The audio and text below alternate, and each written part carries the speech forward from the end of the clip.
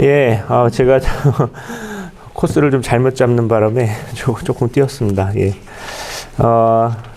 계속해가지고 제가 지금 여러분한테 고대근동학과 이제 구약성경에 대해서 이제 새롭게 보는 시각을 말씀드리고 있습니다. 지난 강의 몇 가지 했던 걸 조금 리뷰를 해보면요. 일단 고대근동 세계가 어떤 세계다라는 걸 조금 보여드리려고 노력을 했고요. 또 구약성경에 어떤 영향을 끼쳤는지 좀 상징적인 거, 뭐 40이라는 상징수라든지 이런 거 몇 가지 좀 말씀드렸습니다. 그리고 이제 고대근동학이 꽤 최신의 학문이고 우리가 그리스도교 역사상 이게 많이 생각하지 못했던 요소들을 최근 한 100년, 150년, 200년 정도에 많이 발견해서 그런 것들을 신학에 반영시키려고 노력을 많이 하는 이제 그런 학문이다 하는 걸 좀 말씀드렸고요.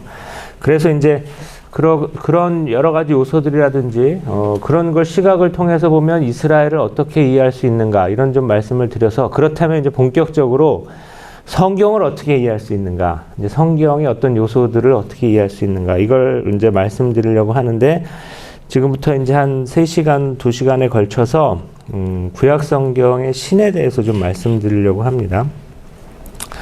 이 책은 제가 2012년에 썼고 2018년에 개정판이 나온 오늘의 그 출처에 나온 책이 제 책인데요. 이 책을 쓸 때 사실은 조금 걱정이 있었습니다. 이 책이 구약성경은 이제 유일신 하느님의 가르침을 적은 책입니다. 그런데 이제 학자들이 이렇게 표현합니다. 구약성경은 다른 신들의 이름을 알고 있다 이렇게 얘기합니다. 하느님 이름만이 아니라 다른 신의 이름이 많이 나오는 책이 구약성경입니다. 제일 많이 생각하실 수 있는 건 바알이 되겠고요. 그 다음에 이제 사탄이라는 이름도 나오고, 그 다음에 다른 신들의 이름이 찾아보면 크모스도 나오고 몰록도 나오고 많이 나옵니다. 근데 조금 더 생각을 넓혀서 보면 그 당시 고대근동 세계에서는 하늘도 신이었습니다. 달도 신이었습니다. 세상의 모든 것들이 다 신이라고 믿고 살던 시대였거든요. 그러니까 구약성경에는 하늘을 신으로 생각하거나 아니면 달을 신처럼 생각하는 구절들이 있습니다. 예를 들면 신명기에 보게 되면은 해와 달과 별에 대고 절하지 마라 이런 구절이 여러 번 나오거든요. 이런 구절을 역으로 생각을 해보면 구약성경 시대에 일부 이스라엘 사람들이 해와 달과 별에 대고 절을 했구나. 그러니까 그게 유일신 하느님만을 믿으라고 우리 예언자들도 많이 얘기하고 뭐 사제들도 많이 얘기하고 그랬지만은 일부 사람들은 다른 민족들처럼 신으로 섬기고 있었구나 하는 걸 알 수 있죠. 그리고 고대근동학이 발전하면서 그런 정황이 더욱 뚜렷해졌습니다. 그래서 이제 이런 걸 어떻게 이해할 것인가 라고 해서 이제 제가 쓴 책은 이거였습니다. 원래는 구약성경과 신들인데 원래 제가 생각했던 제목은 구약성경의 잡기잡신 뭐 이런 거 쓰려고 그랬습니다. 그랬더니 주위에서 그렇게 너무 좀 책 제목이 그렇다 그래서 구약성경과 신들로 얘기했고, 가톨릭 교회에서는 이제 이거 쓰고 조금 이렇게 이상한 반응도 있지 않을까 해서 사실은 책을 내기 전에 신부님들한테 많이 원고를 좀 읽혀봤어요. 그랬더니 대체로 다 괜찮다고 하셔서 그냥 냈는데 오히려 그 가톨릭 신문사에서 주는 학술상을 받았습니다. 그래서 이렇게 해도 좀 괜찮겠구나 하는 용기를 제가 받은 이제 그 책이고요. 이제 그 책의 한 챕터, 특히 첫 챕터의 내용을 좀 말씀드리려고 합니다. 그래서 처음에 시작하는 거는 이제 역사가 4000년대부터 수메르에서 시작됐으니까 그때 이제 이스라엘은 1000년대에 나온 나라라고 말씀드렸잖아요. 그러니까 그 이전에 이스라엘이 건국되기 이전에 그리고 이집트 탈출 사건이 일어나기 수천 년 전에, 그래서 아마 아브라함과 이삭과 야곱이 기원전 2000년대 인물이라고 보통 우리가 추측을 하는데 그렇게 본다면 그거보다 한 2000년이나 더, 아무리 짧게 잡아도 한 1500년 전에 세상이 어떠했는가라는 건 우리가 문헌으로 알 수 있습니다. 그때 나온 1차 문헌들이 이제 다 해독을 하고 있거든요, 지금. 그래서 그때 수메르 시대 때 어떠했는가를 일부 알 수 있습니다. 거기 여러분 드린 오늘 페이퍼의 첫째 쪽에 상형 문자가 2개 있습니다. 이제 쐐기 문자인데요. 이제 첫 번째 쐐기 문자가 이제 안이라고 있습니다. 이건 이제 수메러예요. 근데 이제 이 수메러 쐐기 문자가 이제 안이라고 있는데 하늘이라는 뜻입니다. 그래서 이제 이 글자를 공부하는 거는 약간 공부법을 알려드리면 하늘천 하듯이 하늘 안 이렇게 합니다. 이렇게 한자 공부하는 거하고 좀 비슷해요. 뜻이 있고 의미 있는데 이제 안이라고 하고 우리가 이제 하늘 이렇게 보는데 이 글자가 수메르 글자는 상형 문자가 많거든요. 그래서 뭐 남자의 뭐 성기 모양, 남자 뭐 이런 식으로 표현하거나 아니면 산 모양 이렇게 해놓고 요거는 산이 세 개 있으면 어떤 산맥 이런 식으로 이렇게 한자하고 좀 비슷한 원리에 따라서 이제 모든 글자가 그런 건 아니지만 이제 나옵니다. 근데 이 글자는 무엇이냐? 그러면 이 글자는 하늘의 소실점, 하늘의 저 멀리 하늘을 표현한 것이라고도 많이 얘기합니다. 그래서 이걸 이제 아니라고 읽으면은 음으로 읽는 거고요. 그냥 아니라고 많이 읽습니다. 근데 딩기르라고도 읽습니다. 딩기르라고 읽으면 신이란 뜻입니다. 그러니까 이제 뭐 이 딩기르라는 말이 이제 그 티베트 쪽에 가면은 사는 천신을 탱기르 이렇게 얘기하고 중국에 이제 천 이렇게 넘어가는 그러한 역사적인 변천 과정을 이야기하는 사람들도 있습니다. 근데 지금 뭐 그건 제 전공이 아니라 거기까지는 이제 얘기할 수 없는데 이제 하여튼 이게 아니다 이렇게 말씀드리고요. 이제 이게 신의 뜻으로 쓰면은 아니라는 뜻이고 정관사 한정사로 쓸 수가 있습니다. 정관사가 아니라 한정사인데요. 이제 한정사는 뭐냐면 어떤 이제 뭐 이집트에도 쓰이고 이건 아카드에서도 쓰이고 이제 많이 쓰이는 표현인데. 고유명사가 하나 있으면 고유명사 옆에 표를 달아둡니다. 그러니까 요 표를 달아두면은 요건 신의 이름이란 뜻이에요. 그러니까 신을 대표하는 겁니다. 그래서 뭐 장소의 이름 하면 요거는 민족의 이름이구나, 요건 장소의 이름이구나 이렇게 한정사가 많이 쓰입니다. 그래서 고유명사 옆에 어떤 한정사가 붙었는지를 보고 요건 사람 이름이구나, 요거는 지역의 이름이구나, 요거는 뭐 무슨 이름이구나 하는 걸 우리가 이제 알 수가 있는데. 한정사로 쓰이는 말들이 있습니다. 근데 이거는 이제 신이라는 뜻의 한정사입니다. 그러니까 딩기르 바로 옆에 뭐 아누 아니면 뭐 엔닐 아니면 이슈타르 이렇게 써 있으면 아니고 신의 이름으로서의 이슈타르구나라는 걸 알 수가 있죠. 또 이 표지를 두 번 쓰면은 뭐겠습니까? 신 이렇게 쓴 거잖아요. 그래서 신들이란 뜻입니다. 여러의 신들을 얘기할 때 이렇게 씁니다. 그래서 이제 이 여러 가지 이제 사용법이 있는 문자인데 이 문자는 신을 대표하는 문자입니다. 그러니까 최초의 신이 뭐냐? 신을 무엇으로 표현했냐? 그러면 하늘이라고 표현했다. 이거는 인간의 어떤 보편적인 종교심하고도 잘 맞닿아 있습니다. 우리가 신 그럼 보통 높은 존재, 저 하늘에 있는 존재 이렇게 얘기 많이 하고요. 또 그 3층 우주론에 따르면 신들은 저 하늘에 있고 인간은 지상에 있고 그다음 죽은 사람은 저 저승에 가고 이런 식의 이해에도 맞는 그런 신입니다. 그리고 중요한 건 이게 이제 안이라는 신이 만신전의 우두머리의 역할도 합니다. 그러니까 모든 신들의 아버지이고 최초의 신이고 이제 아주 굉장히 중요한 역할을 하는 신입니다. 그런데 이제 역사에서 제가 잠깐 말씀드렸지만 수메르인들은 기원전 한 23세기경에 사르곤 대제가 나와서 이제 다 망해버립니다.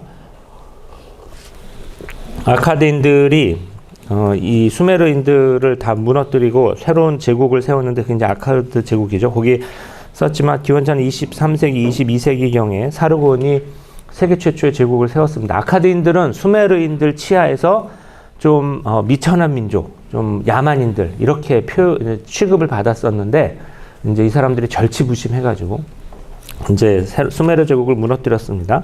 그런데 이 아카드인들이 자신들의 글자를 적었을 때 이제 아카드인들하고 수메르인들은 참고로 이제 어족이 다릅니다. 그래서 완전히 이제 다른 문헌자 생활을 해야 되는데 수메르어를 그대로 차용하는 걸 많이 했습니다. 그래서 우리가 이제 이거를 수메르에 대한 존경심이라고 표현을 합니다. 그러니까 워낙 미개하고 좀 발달이 못된 민족이었기 때문에 수메르어에 갖고 있던 훌륭한 문화 자산을 그대로 다 수용했는데 그 중에 이 안도 있습니다. 그런데 이 글자가 조금 바뀌었죠. 조금 단순해졌습니다. 이게 이제 아카드적인 특징인데 수메르어는 조금 복잡하고 좀 종교적이고 좀 이런 표현 특징이 좀 있고 아카드인들은 호전적이고 좀 실용적인 면이 있습니다. 그래서 글자도 이렇게 조금 이렇게 좀 단순화시켰습니다. 그런데 이 아카드어 문자는 수메르어 문자를 실용적이고 이제 바꿔 쓴 거긴 한데요. 똑같이 안으로도 쓰는데 아카드어 이제 어미가 있으니까 안이 아니라 아누 이렇게 읽을 수도 있고 두 번 겹쳤으면 신들이라는 뜻도 되고 한정사로 되고 그 다음에 이제 아카드어식으로 읽으면은 그 24쪽에 넘어가시면 샤무로도 읽을 수 있습니다. 샤무는 아카드어로 하늘이란 뜻입니다. 그러니까 이제 우리 옛날에 이제 이두나 가차 생각하시면 좋을 것 같은데 이제 한자를 갖고 지금 일본어 약간 그렇게 읽듯이 음으로도 읽고 뜻으로도 읽고 또 원래 사용법도 읽고 이런 식으로 읽습니다. 그래서 이제 그 아카두어는 사실은 순수한 아카두어 문헌이 없습니다. 어느 정도는 다 수메르어가 다 들어와 있는 그러한 문헌입니다. 그래서 근데 이제 하는 역할은 똑같습니다. 수메르어 시대의 안이나 아카드 시대의 아누나 전부 다 신들의 아버지이고 최고 신이고 하늘 신이고 모든 신들보다 가장 우월한 존재이고 이제 그런 건 변하지 않았습니다. 그런데 이제 고대 근동 세계를 보게 되면 이제 크게 제가 이제 여러분들한테 머릿속에 학생들도 그렇고 한 네 덩어리 나눠서 생각하는 게 좋습니다. 하나는 지금 말씀드린 메소포타미아 지역, 그러니까 티그리스강 유프라테스 강정, 지금의 이라크, 시리아 쪽 지역이 메소포타미아. 여기가 언어가 똑같고 이제 문화나 모든 종교적인 특성이 비슷합니다. 여기가 이제 바빌로니아하고 아시리아가 나온 곳이고요. 그다음에 이집트가 한 덩어리입니다. 이집트는 어족이 다릅니다. 아프로아시안, 옛날에 이제 하머를 쓰는 그런 민족이고 어족 자체가 다르고 문화도 다릅니다. 그다음에 히타이트가 조금 다릅니다. 히타이트가 인도 유럽 어족이거든요. 그리고 큰 덩어리이고 요 사이에 지정학적인 요충지로서 큰 나라는 못 세우지만 언제나 그 대국들이 진출하려고 하고 자기들의 영토로 삼고 싶은 곳이 시리아 팔레스티나 지역입니다. 여기는 땅이 좁고 큰 어떤 인구가 많이 없는데 지정학적으로 매우 중요한 곳입니다. 이스라엘이 거기 있죠. 그래서 시리아 팔레스티나 지역도 하나의 덩어리. 그래서 큰 세 덩어리가 있고 지중해 동쪽이죠. 메소포타미아까지. 그리고 이제 시리아 팔레스티나가 있는데 요 큰 덩어리들마다 종교심이 좀 다릅니다. 하늘신에 대한 것도 틀려요. 그러니까 메소포타미아 지역에서는 하늘신이 최고신이었고 대단한 신이었습니다. 이집트에서는 안 그럽니다. 이집트에서는 태양신 레 또는 태양신 라가 그 역할을 합니다. 그래서 하늘 그 자체는 신이 아닙니다. 그리고 이 신으로 있다 하더라도 거의 역할을 못하는 최고신의 역할을 다 태양신이 다 가져가 버렸습니다. 히타이트는 어떤가? 히타이트는 하늘이 별로 역할을 못합니다. 하늘이 공간으로서의 하늘로 많이 나옵니다. 그래서 거기 이제 그 우가릿의 바알 신화가 있는데 이제 우가릿어로 하면은 바알이 아니라 바알루라고 어미를 붙여야 됩니다. 그래서 이제 우가릿어로 할 때 제가 바알루라고 쓰는데요. 우가릿의 바알루의 이제 호칭 중에 하나가 이제 바알루 샤미마, 하늘의 바알루라는 호칭이 있는데 이게 하늘의 주님, 바알을 주님으로 옮긴다면 이렇게 해서 하늘은 이렇게 수식어를 쓰거나 높다 이 정도 표현을 하지 하늘 그 자체가 신이 되지는 않습니다.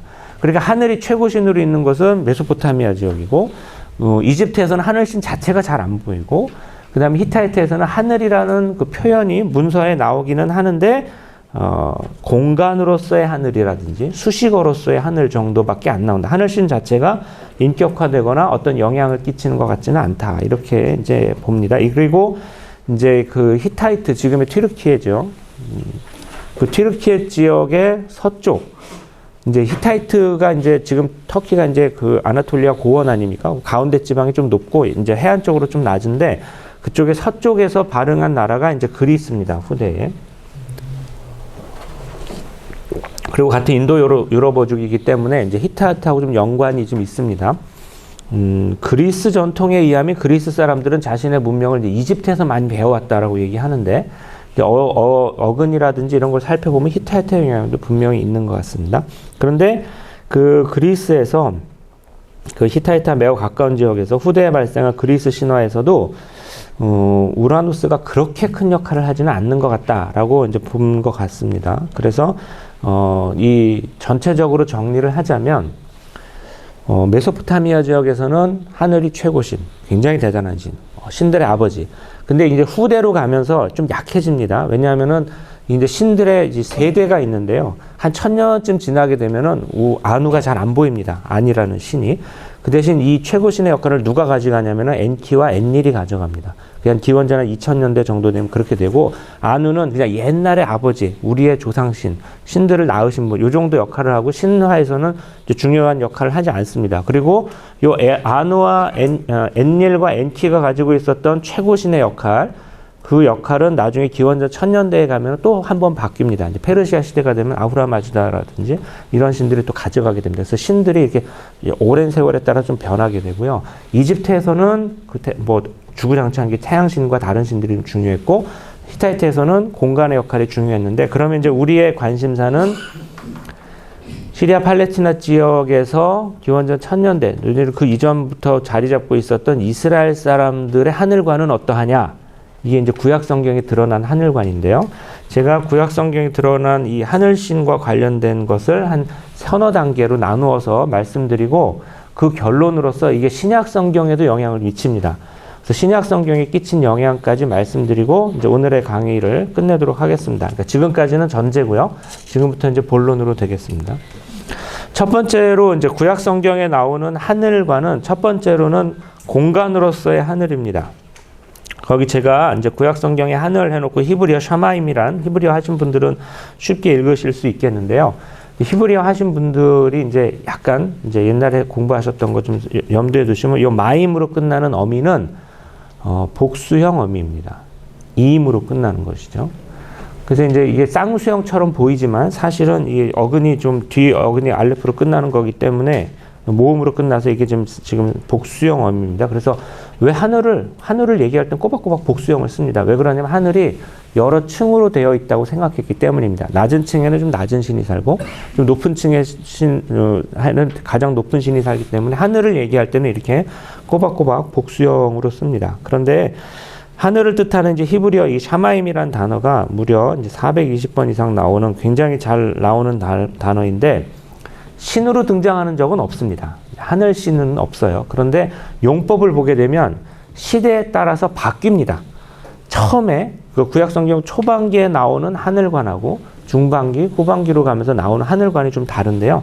그걸 좀 말씀드리도록 하겠습니다. 첫 번째는 왕국 초반기입니다. 그러니까 다윗과 이제 그 솔로몬 시대에 보게 되면은 하늘은 이제 공간으로서의 하늘입니다. 이거는 히타이트라든지 우가리 쪽에 이제 영향을 좀 받은 것 같습니다. 제가 거기 예를 들었는데요. 25쪽에 보게 되시면 솔로몬이 성전을 짓고 나서 이제 하느님한테 우리도 드디어 성전을 가지게 되었다. 그러면서 이제 그 열왕기 상권 8장에 보게 되면 아름다운 노래를 불러 바칩니다. 그 노래에서 이런 표현이 있습니다. 이제 그 개신교 성경하고 조금 다르지만 나중에 참고해 보시면 이제 뭐 같은 말인 거 다 아시겠고요. 그 다음에 위로 하늘이나 하늘 위에 하늘도 이렇게 얘기하는데 그 밑에 보시면 반복되는 표현이 이렇게 나옵니다. 부디 당신께서는 계시는 곳 하늘에서 들으십시오. 당신께서는 하늘에서 들으시오. 이렇게 이제 많이 나오시고 하느님께서는 계시는 곳 하늘에서 들으십시오. 하늘에서 들으십시오. 이런 식으로. 그래서 하늘을 공간으로 표현합니다. 그러니까 하늘신은 아니고 우리 하느님도 하늘신은 아니고 하느님이 하늘에 계신다. 이런 뜻입니다.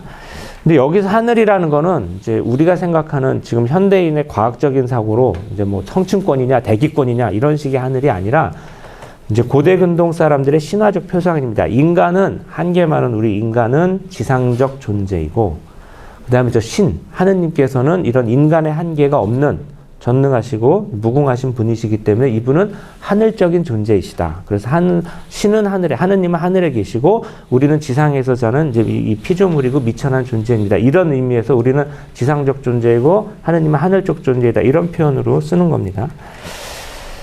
그래서 꼬박꼬박 이제 하늘에 계신 어떤 존재 이런 식으로 표현을 합니다. 그래서 솔로몬의 기도를 보게 되면 매우 주의 깊게 하느님하고 우리 하늘을 절대 동일시하지 않습니다. 마치 조심하는 것 같아요. 왜?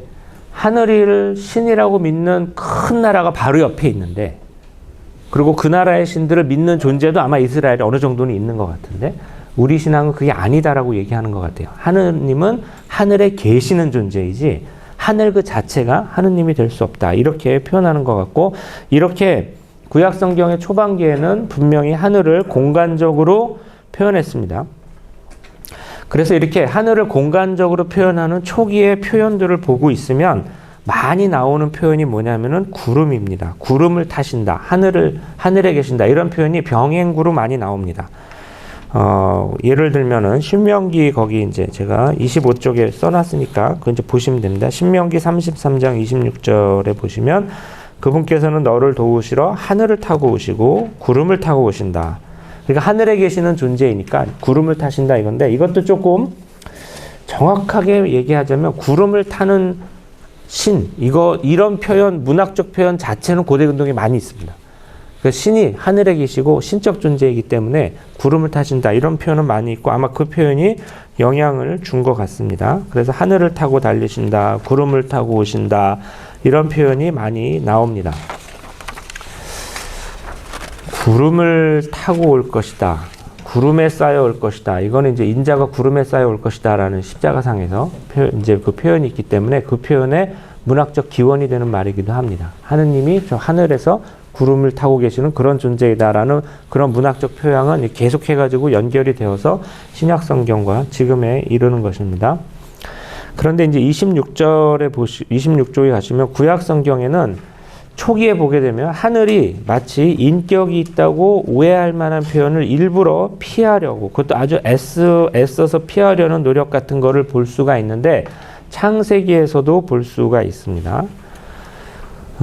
하느님께서 이제 소돔과 고모라를 멸망시키는 그 장면입니다. 그 장면에서 이런 표현이 있습니다. 창세기 19장에 보시면 주님께서 당신이 계신 곳 하늘에서 소돔과 고모라에 유황과 불을 펴주셨다. 그러니까 하늘이 유황과 불을 퍼부으셨다라고 표현을 안 하고, 유황과 불을 퍼부으신 분은 하느님이시고 하늘에서 쏟아지긴 했지만 하느님이 하늘에 계시니까 이제 쏟아지는 그 퍼부으시는 주체는 하느님이시다. 이런 식의 표현 같아요. 그게 이제 이 표현이 아주 일상적으로 읽으면 별 내용이 아닐 수도 있지만 메소포타미아 쪽, 즉 아시리아, 그 바빌로니아 같이 동쪽의 큰 나라 사람들이 믿고 있는 믿음과 대조해서 읽으면 이스라엘은 작은 나라로서 이런 신앙을 좀 보호하려고 했던 것은 아닌가, 자신들의 고유한 그 유일신 신앙을 이런 식으로 우리가 읽을 수가 있습니다.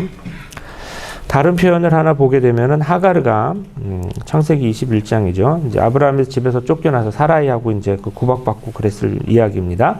그때 천사가 나타나죠. 하느님의 천사가 있고 그 하느님의 천사가 21장에서 하갈한테 나타나는데 하늘에서 불렀다 이렇게 되어 있습니다. 그러니까 하늘에서 음성이 들려왔다든지 하늘이 불렀다 이렇게 표현을 안 하고 하느님의 천사가 불렀는데 소리가 하늘에서 들려왔다 이런 식으로 하늘을 공간화시킵니다.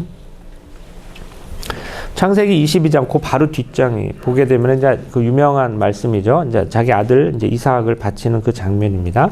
그래서 이제 아브라함이 이제 이삭을 묶어놓고 막 불을 떼려고 이제 그 번제를 딱 시작하려고 하는 순간 하느님께서 이제 너의 믿음을 알았다 그러고 이제 아브라함을 말리시는 그 장면입니다. 근데 거기 그때도 마찬가지로 주님의 천사가 하늘에서 불렀다 이렇게 내려옵니다. 그래서 우리가 뭐 주님의 천사가 나타났다 그래서 하늘에서 음성이 들려왔다 하늘이 말씀하셨다 이렇게 해도 오해를 안 할 수도 있지만 왜 이렇게 초반에 그 구약 성경에 앞에 나오는 구절에서는 반드시 이렇게 공간으로 꼬박꼬박 이야기하는가? 한 두 가지 정도를 우리가 그 이유를 생각해 볼 수가 있습니다. 하나는 시리아 팔레스티나 지역에 히타이트에서 영향받은 그러한 고유한 종교심, 즉 메소포타미아하고도 다르고 이집트하고도 다른 그러한 자신들의 고유한 어떤 표현에 기반해서 이런 표현이 나왔다. 이런 식으로 이해할 수도 있고 또 하나는 이것이 이스라엘의 독특한 믿음과 관련이 있기 때문에 하늘을 공간화시키는 거다. 그래서 이러한 전반적으로 고대근동 주위 나라에서는 굉장히 큰 신인데 이스라엘에서는 신이 아닌 존재로 만들어버리는 것을 우리가 탈신화라고 합니다. 디 엔트 미톨로기스여롱이라는 독일 말을 쓰죠. 그래서 이게 이제 이스라엘의 이 구약 성경이 쓴 아주 대표적인 전략 중에 하나입니다. 주위 민족은 신으로 믿고 있지만 우리한테는 피조물일 뿐이다. 공간일 뿐이다.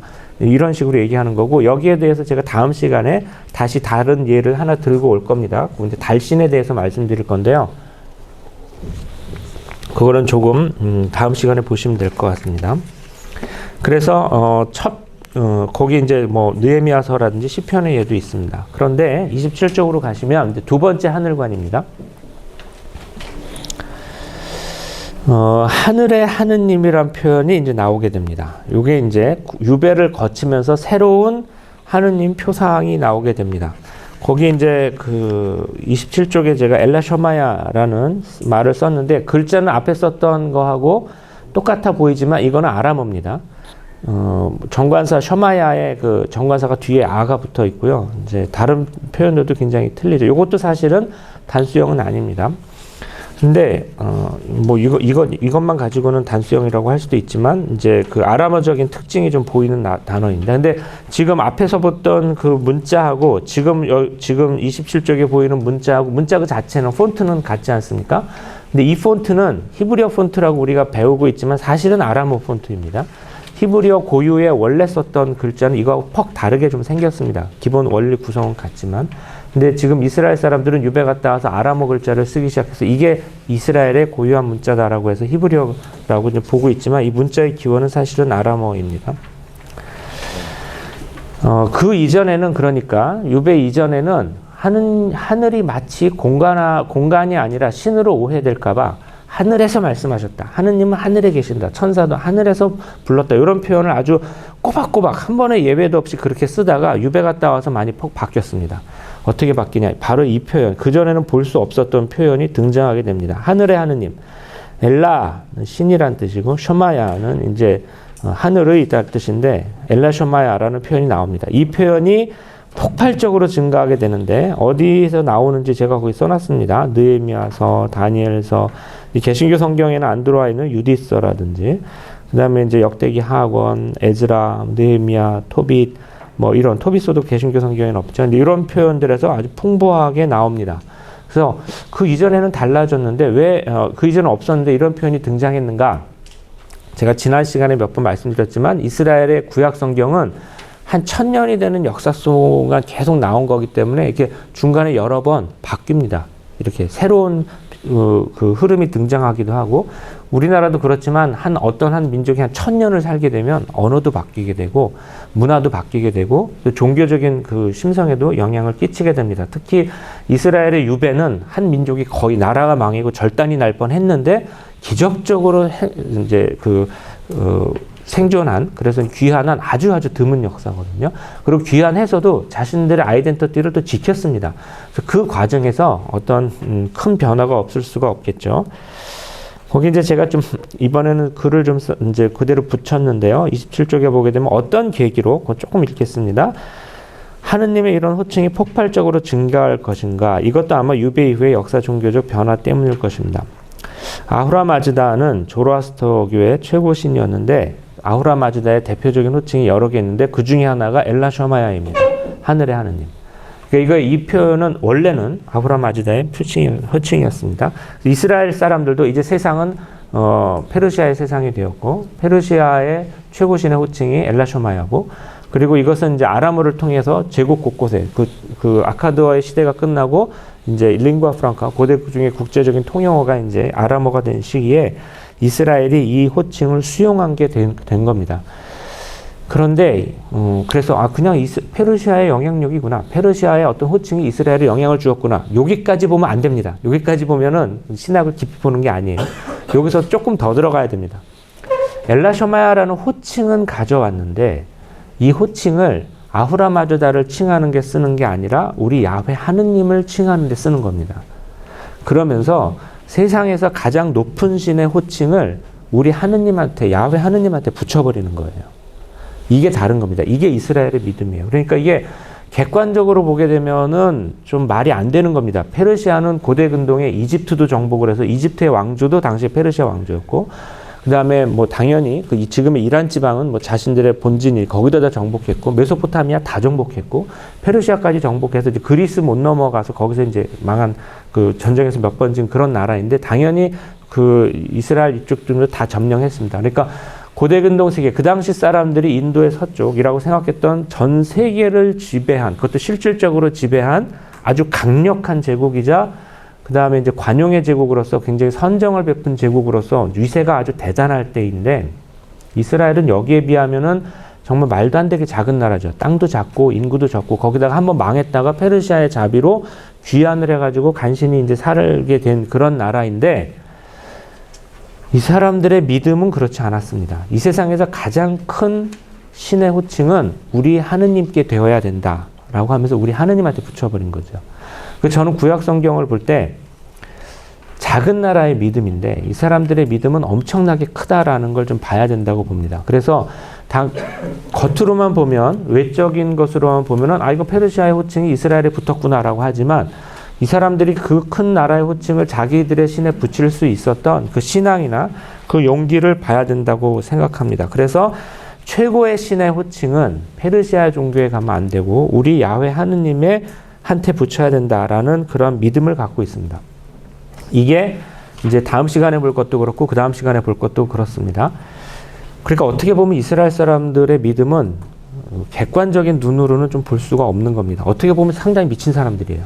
객관적으로 보면은 이거 되게 작은 나라고 니네들은 별거 아닌 신이다 이렇게 생각하기가 쉬운데 이집트 탈출 사건도 그랬고 그 이후에 나라를 세우는 것도 그랬고 귀환에서도 그랬습니다.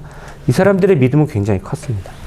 그래서 이 호칭은 이제 거기 27쪽의 맨 아래쪽에 보시면 이 새로운 하느님의 호칭은 고대 근동의 패권을 새롭게 거머쥔 강력한 문화재고 페르시아의 종교적인 영향력을 차단하고 적어도 이스라엘 땅 안에서 이스라엘의 고유한 신앙을 지키려고 한 그러한 고대 이스라엘의 어떤 신학 집단의 노력으로 우리가 이해하려고 합니다. 그러니까 유일신 신앙을 지키기 위해서 외부로부터 아주 강력한 큰 이제 파고가 몰아들고 또 이스라엘은 섬나라도 아니고 실질적 내륙 국가였기 때문에 뭐 사람들이 통행하고 이런 걸 막을 수도 없습니다.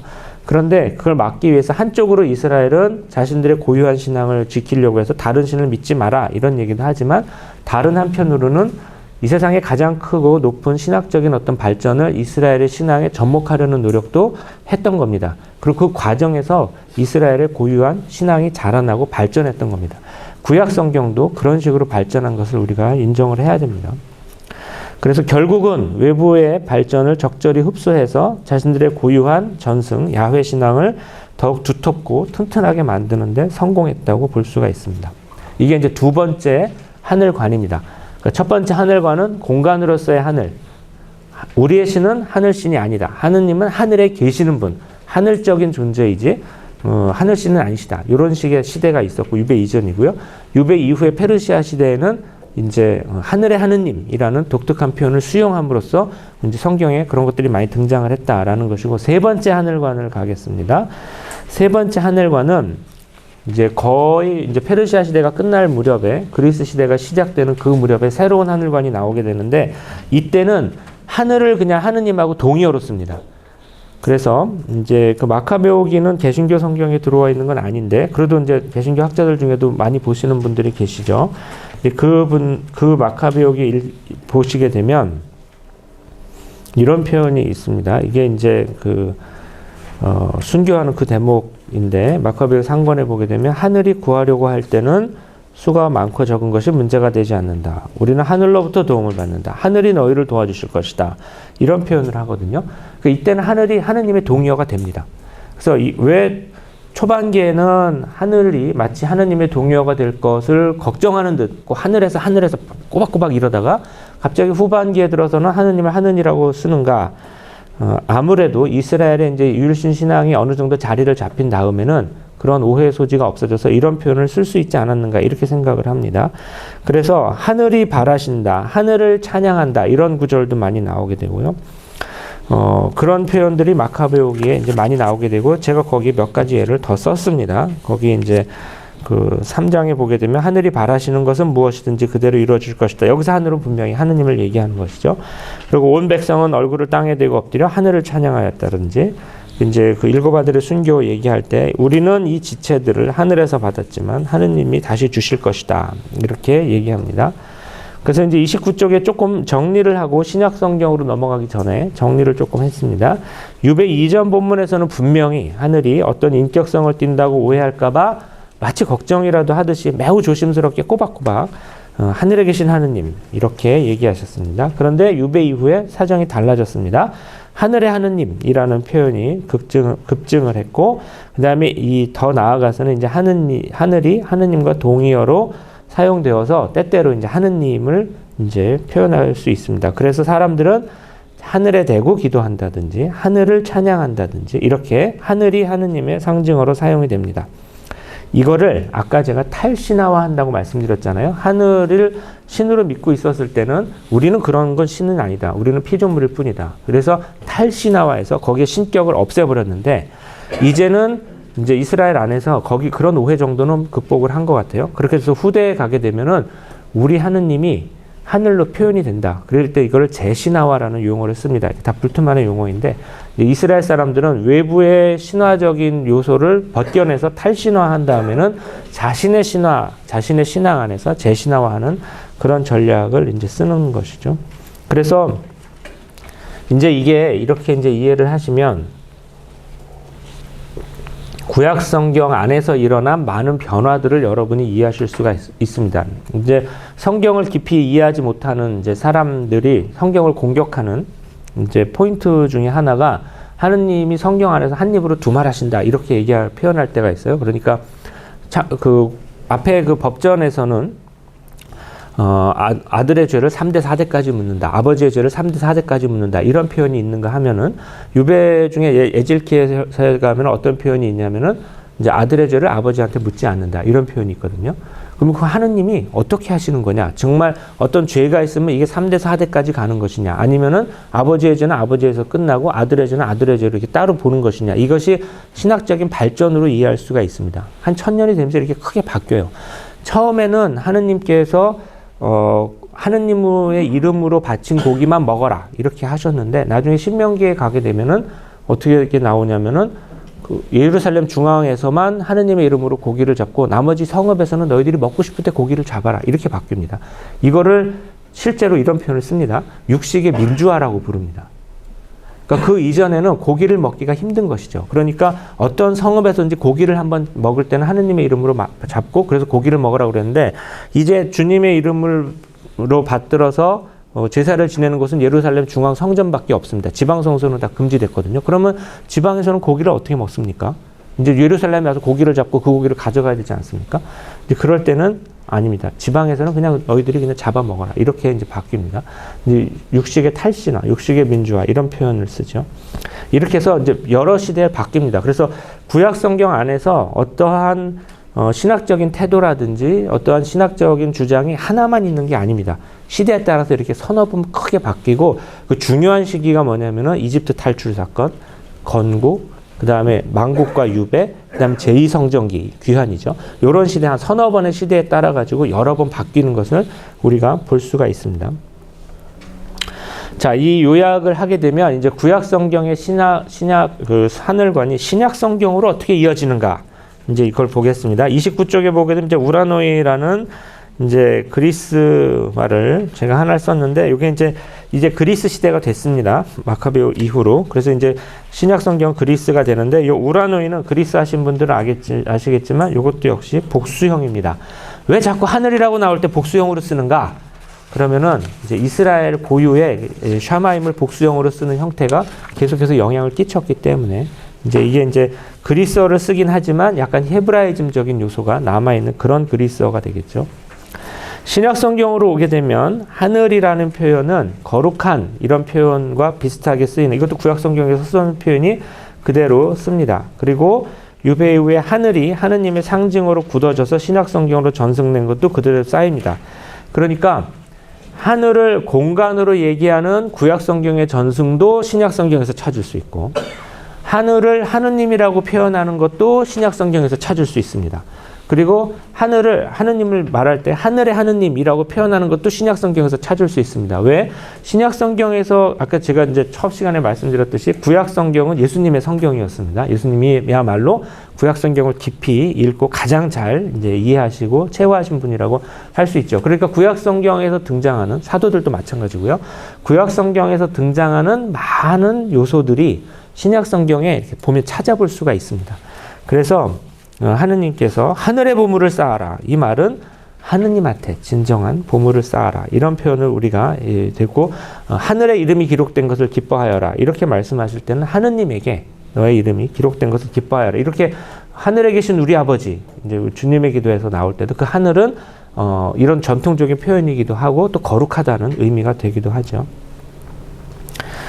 이렇게 이제 구약 성경에 이제 한 서너 번에 걸쳐서 큰 하늘관의 변화가 있는데 이것을 모두 집대성한 책을 찾을 수가 있을까? 그러면 역시 마테오복음서입니다. 마테오복음서야말로 이제 구약 성경의 어떤 요소들을 가장 잘 집대성하면서 신약 성경의 첫머리를 차지하는 책이라고 할 수 있죠. 마테오복음서에 보게 되면은 이런 표현이 나옵니다. 하늘의 너의 아버지.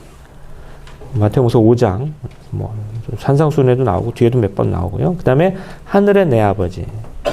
요거 하늘의 내 아버지를 찾아보니까 하늘의 너의 아버지는 개신교 성경하고 똑같고 내 하늘 아버지로 이제 번역을 하셨더라 개역개정에서. 근데 거기 이제 그 그리스어를 보시게 되면 호파테르무 오라니오스라고 되어 있죠. 하늘의 나의 아버지 이렇게 표현을 할 수 있습니다.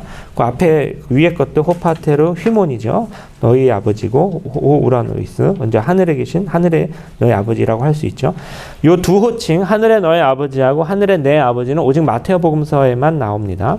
근데 왜 마테오복음서에 이것만 나오는가? 그러면 이 호칭의 기원은 아까 말씀드렸던 하늘의 하느님이란 표현에서 하느님을 아버지로 바꾸고 나의 아버지로 하면은 이 표현이 나옵니다.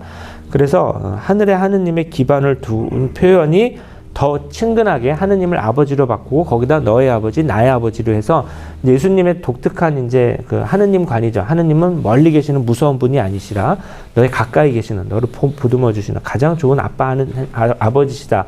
이런 표현을 여기에 담으신 것 같습니다. 그러니까 구약 성경의 하늘관이 한 3번에 걸쳐서 크게 변했는데 신약 성경으로 오면서 그에 기반해서 또 한 번 발전을 하게 되는 것이고 이제 그 주역은 예수님이 하신 것이죠. 그런데 이제 그 하늘의 하느님이란 표현 외에 마테오복음서에는 유배 이전의 고전적인 호칭 즉 하늘에 계신 하느님이라는 표현도 나옵니다. 주님의 기도를 전하는 마테오 6장에서 이제 하늘에 계신 저의 아버지라는 그 루카복음서 11장에도 나오는 것하고 조금 다르지만 우리가 이제 하늘에 계신 나의 아버지냐 루카복음서와 이제 마테오복음서의 차이가 뭐냐라고 여러 방면으로 볼 수 있죠. 그럼 많은 해석이 있는데 이렇게 고대 근동학과 구약 성경의 눈으로 보면 하나는 구약 성경의 이 전승을 이은 이 표현이구나라는 이제 특징을 알 수가 있습니다. 그래서 이 하늘에 계신 저의 아버지라는 표현은 구약 성경에 하늘관이 한 3개 있는데 가장 오래된 하늘관을 표현한 것이구나라는 것을 이제 알 수가 있습니다. 이렇게 마테오복음서는 유배 이전의 하늘관과 유배 이후의 하늘관을 모두 기록하는 책으로서 좀 이렇게 구약 성경의 하늘관에 정통한 책이다. 구약 성경의 하늘관을 종합하는 책이다. 이렇게 이제 얘기할 수가 있습니다. 자, 이런 표현을 염두에 두면은 이제 하나를 더 말씀드릴 수가 있는데, 이제 예수님이 가르치신 나라가 2가지 표현이 나옵니다. 하늘나라와 하느님 나라가 있거든요. 근데 이게 이제 이 두 표현에 대해서 우리가 어떤 나라가 맞는 거냐, 어떤 나라가 더 옳은 거냐, 이런 뭐 약간 조금 뭐 아버지가 좋으냐, 어머니가 좋으냐, 이런 논쟁 같기도 한데, 이런 표현 논쟁도 있기는 합니다. 그런데 지금까지 말씀드린 하늘이 하느님을 대변하는 표현이다. 이것도 구약 성경의 후반기에 나온 표현이다라고 얘기를 할 수 있다면 하늘나라와 하느님 나라는 사실상 같은 나라라고 할 수 있습니다. 하늘이 하느님을 대변하는 그런 이제 상징하는 그런 표현이 분명히 있는 것이죠. 그래서 신약 시대가 오게 되면은 사실은 하늘과 하느님을 구분하기가 조금 어렵습니다. 그러니까 하늘이라는 표현은 상징어로도 쓰이고 장소로도 쓰이고 거룩한이라는 형용사로도 쓰이고 또 하느님을 상징하는 그런 단어로도 쓰이는 겁니다. 그리고 구약 성경의 하늘관에 정통하고 하늘이라는 상징어를 주로 이제 표현한 책이 우리가 마테오복음서라고 했는데요. 마테오복음서에 보게 되면 하느님 나라보다 하늘나라가 더 자주 나옵니다. 뭔가 저는 마테오복음서를 다시 보면은 하늘관을 굉장히 많이 표현하면서 구약 성경의 하늘관을 좀 종합 정리하는 그런 특징도 있구나 하는 것도 알 수 있습니다. 그러니까 하느님 나라와 하늘나라는 실질적으로 같은 나라다라는 것도 이런 맥락에서 다시 볼 수가 있을 겁니다. 이렇게 이제 오늘 강의에서 이제 여러분한테 말씀드릴 거는 이제 이겁니다. 이제 구약 성경의 외부적인 어떤 요소가 구약 성경에 영향을 미쳤다. 이거를 조금 걱정하시는 분들이 계세요. 혹시 우리의 유일신 믿음이 이제 이런 믿음이 있는 거죠. 이제 그리스도교 신학에서 이스라엘의 믿음은 마치 무중력 상태의 공간에서 어떤 외부의 영향도 받지 않고 오직 하느님의 절대 계시만 받아가지고 나온 책이다. 그런 이제 진리다. 이렇게 생각하실 수가 있는데 그게 아니라 연구를 해보면 해볼수록 주위와 많은 영향을 주고 받으면서 하지만 단순히 영향을 주고 영향을 받은 게 아니라 그 영향을 주고받는 패턴이라든지 상황을 보고 있으면 아주 이스라엘만의 독특한 게 있어요. 우리가 그거를 봐야 됩니다. 그리고 그게 저는 이스라엘의 믿음이라고 생각합니다. 그리고 다음 시간에도 말씀드리겠지만 굉장히 작은 나라가 그리고 고대 근동의 수많은 한 뭐 수백 개가 되는 우리가 몇 개인지도 모르는 그 많은 민족들은 다 없어져 버리고 그 사람들의 어떤 그 아이덴티티는 다 사라져 버렸지만 이스라엘은 고집스럽게 자기의 종교적 아이덴티티를 자신들의 언어도 몇 번 변하면서까지 계속 지켜나가거든요. 그래서 그런 과정을 통해서 이스라엘의 믿음을 진짜 볼 수 있다. 그래서 영향을 주고받거나 비슷한 패턴이 나오거나 이런 모티브가 이스라엘에서 나오고 다른 나라에서 나오네 이것만 보지 말고 조금 더 들어가면 이스라엘이 그거를 사용하는 고유한 방법이나 이런 게 있습니다. 그것까지 보면 우리가 믿음에 조금 더 가까이 갈 수 있다. 이렇게 이제 생각을 하고 이제 많은 학자들 저뿐만 아니라 그렇게 생각을 합니다. 그리고 이제 그런 과정에서 계속 좀 신학을 하고 있습니다.